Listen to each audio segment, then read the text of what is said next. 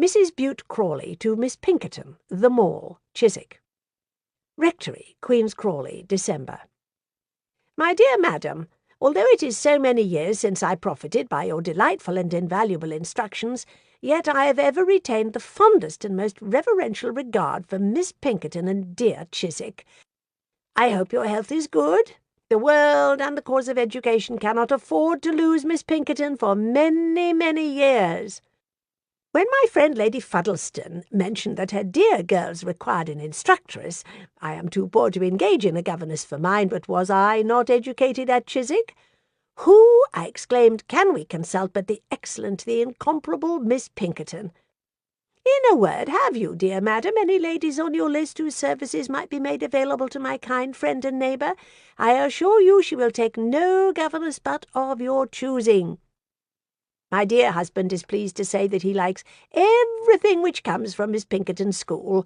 How I wish I could present him and my beloved girls to the friends of my youth and the admired of the great lexicographer of our country. If you ever travel into Hampshire, Mr. Crawley begs me to say he hopes you will adorn our rural rectory with your presence. 'Tis the humble but happy home of your affectionate Martha Crawley. P.S.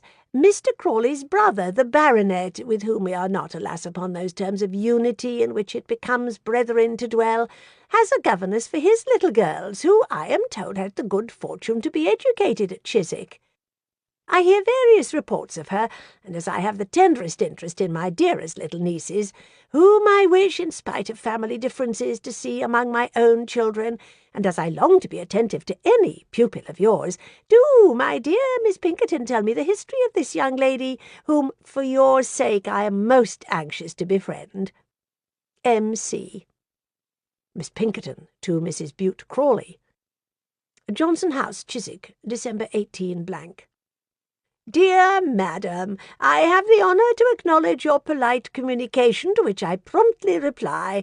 'Tis most gratifying to one in my most arduous position to find that my maternal cares have elicited a responsive affection, and to recognise in the amiable Mrs. Bute Crawley my excellent pupil of former years, the sprightly and accomplished Miss Martha McTavish.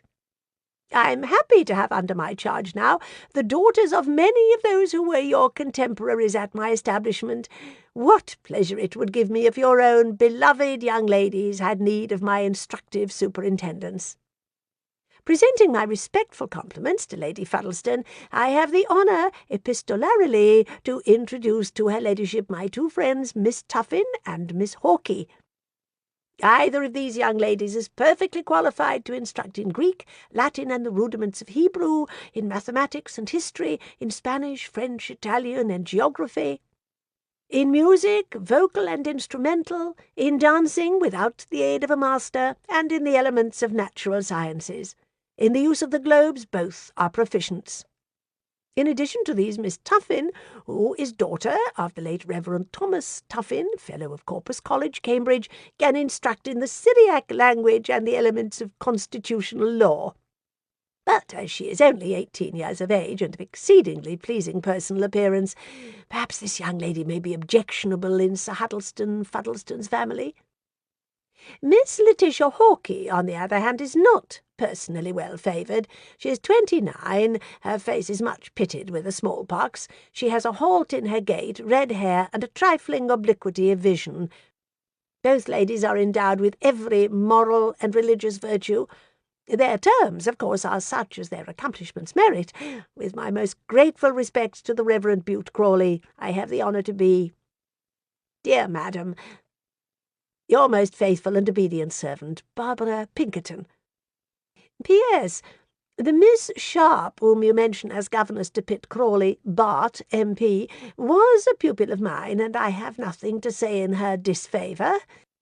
Though her appearance is disagreeable, we cannot control the operations of nature, and though her parents were disreputable, her father being a painter, several times bankrupt, and her mother, as I have since learned with horror, a dancer at the opera, yet her talents are considerable, and I cannot regret that I received her out of charity. My dread is lest the principles of the mother, who was represented to me as a French countess forced to emigrate in the late revolutionary horrors, but who, as I have since found, was a person of the very lowest order and morals, should at any time prove to be hereditary in the unhappy young woman whom I took as an outcast. But her principles have hitherto been correct, I believe, and I'm sure nothing will occur to injure them in the elegant and refined circle of the eminent Sir Pitt Crawley.